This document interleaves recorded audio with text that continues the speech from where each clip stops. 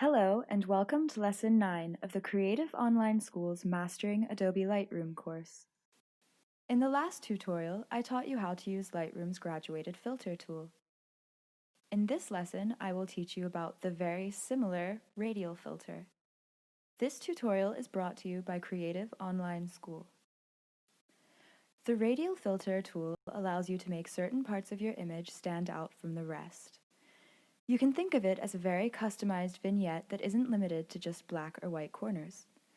The radial filter is very similar to the graduated filter, except the mask is oval-shaped and you can apply filters to either the inside or the outside of the circle. Let's try it out. I want to make the subject of this image stand out from the rest, and I would also like to make the color scheme more vibrant and variegated. The radial filter is located in between the graduated filter and the adjustment brush. You can click on its icon, or you can touch your Shift and M as in Mary key at the same time. We can select an effect from the list, or we can make a custom one. I'm going to play with the custom sliders. First, I'm going to draw a circle over the subject and drag it to where I want it to be using the center pin. As you can see, the subject just turned yellow. That's because the radial filter is currently inverted. I'm going to uncheck that option because I want to apply the changes to the outside of the circle. You can rotate your circle by dragging its edges, and you can change its size by dragging one of the edge pins. You can soften the transitional space between the outside of the circle and the inside by increasing the feather size. If we decrease the size of the feather, fewer changes will make it into the center of the circle.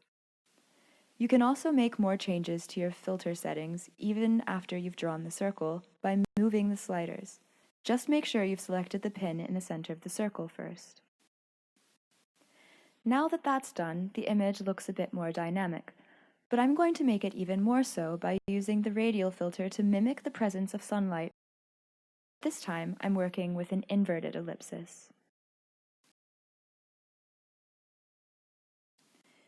If you want the filter to keep its aspect ratio, press Shift while you drag the handle. If you want to reset your radial filter settings, just click Reset and all of the filters will be removed. Congratulations! You should now feel comfortable using the radial filter in Lightroom. It's a very useful tool and it's easy to experiment with since you can reset all of your settings so easily. If you have any questions about this tutorial, please leave a comment and we will get back to you as soon as possible. In the next tutorial, we will learn about the adjustment brush. I will show you what it's good for and how to use it. This course is brought to you by Creative Online School.